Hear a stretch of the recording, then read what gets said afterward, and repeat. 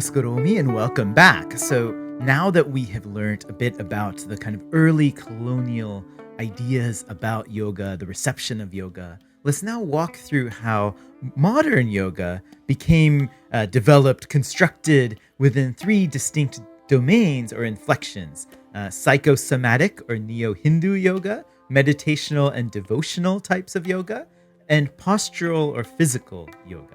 The distinctive move towards modern yoga came around the 1890s through a number of highly educated urban Indian elites who were interested in generally reforming and upgrading Hinduism as a religion and India as a nation.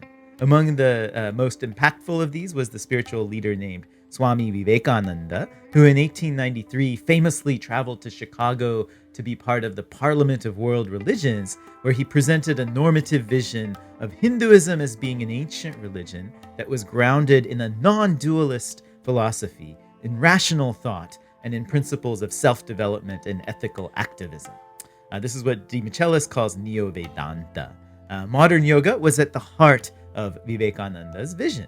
It proved to be highly popular in the US. They loved it. Vivekananda set up an institution called the Vedanta Society, also the Ramakrishna Mission, to propagate this kind of modernized form of Hinduism, at the heart of which was something called Raja Yoga. Vivekananda's Raja Yoga, which he published as a book in 1896, relied on the seminal yoga text called the Yoga Sutras of Patanjali. This was more of what De Michelis calls a psychosomatic type of yoga practice, where the emphasis was on spiritual development and self-realization psychologically, rather than on postures and physical fitness and well-being. This Raja Yoga became popular both in India as well as in Europe and North America. It still has many adherents and many readers. From this first starting point, then kind of two different streams developed, starting really in earnest in the 1920s. One was a meditational and devotional type of yoga with a continued emphasis on spirituality and self-realization. A second branch was physical and postural, which focused on health benefits and overall wellness. A distinct type of yoga that De Michelis calls meditational, focused on, as you might expect, meditative practices to aid the spiritual path. Some examples Jane and De Michelis give of this kind of meditational yoga are Shivananda Saraswati. He taught at a school in Rishikesh in the Himalayan foothills. There's Sri Chinmoy, a spiritual leader from Bengal. There's also that famous international guru Maharishi Mahesh Yogi, who founded this movement called Transcendental Meditation, and he famously hung out with the Beatles in the 1960s.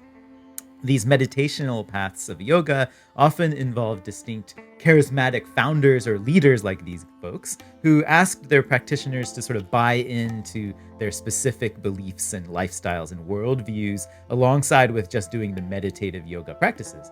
When they became like that, De Michelis explains that they kind of verged into being what she calls denominational forms of modern yoga. This is probably the largest and most diverse dimension of modern yoga practice, including such charismatic figures as Paramahansa Yogananda, who founded the Self-Realization Fellowship. He also wrote that book, Autobiography of a Yogi, which was quite influential in the sort of hippie circuit of the 1960s.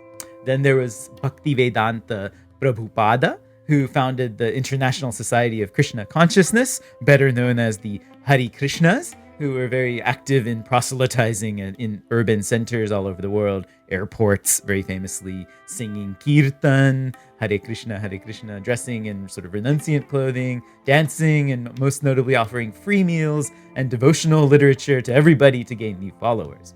There are also other gurus like Osho, Satya Sai Baba, Aurobindo, Yogi Ramacharaka, who developed kind of distinct forms of meditational yoga practices as part of their devotional activities. The start of postural forms of modern yoga, this is the kind of stuff that dominates in yoga studios, I would say today, also started in the 1920s or thereabouts through certain yoga proponents who were trying to create a kind of indigenous Indian equivalent to calisthenics and physical fitness routines that were popular as part of the physical cultures like sports movements in the West. Remember, this was basically the time that the Olympics took off. All kinds of sports started getting popular. The YMCA was big when middle-class urbanites did exercise routines in schools and parks and everywhere to kind of stay physically fit.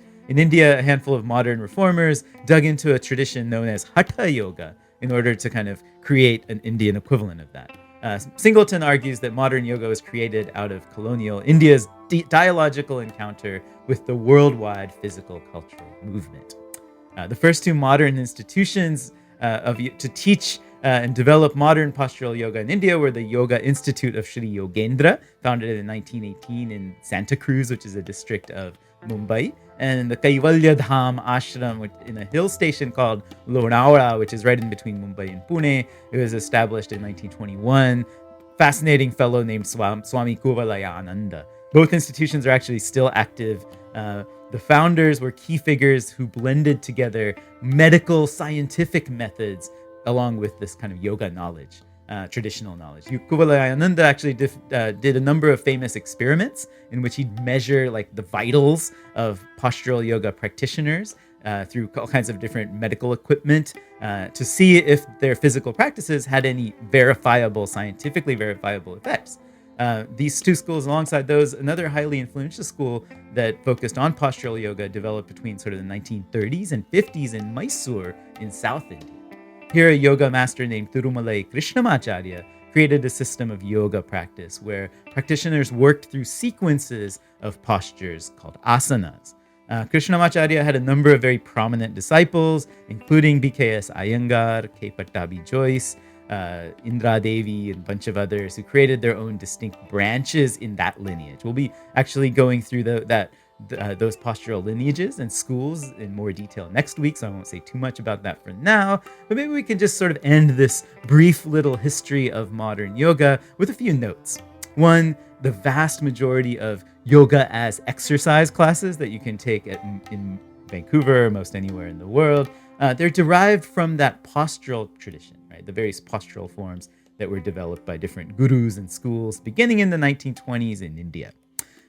Secondly, De Michelis divides modern yoga into these 5 distinct categories, right? Psychosomatic, neo-Hindu, postural, meditational, denominational. We shouldn't think of these as exclusive categories. For example, this fellow Shivananda developed a method of doing yoga that was both meditative and postural.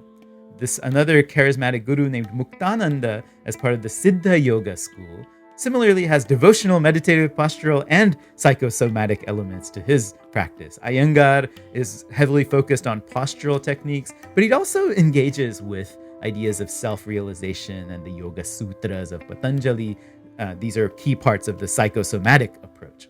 So maybe the bottom line to take away is that modern yoga doesn't just evolve naturally from pre-modern yoga through a direct, unbroken lineage. Instead, there was first this book, Raja Yoga by Swami Vivekananda in 1896, leading to a reformed psychosomatic version of yoga that was focused on meditative practices to help in self-realization, spiritual development for modern urban Indians. And then after this, you get a number of distinct inflections of yoga that take off in earnest by the 1920s.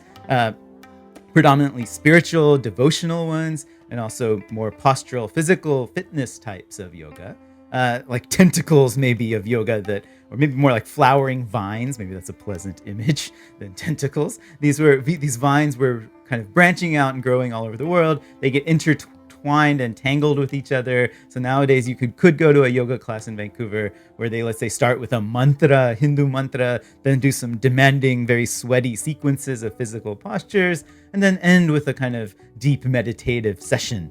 And it would be still a yoga, and it would be okay.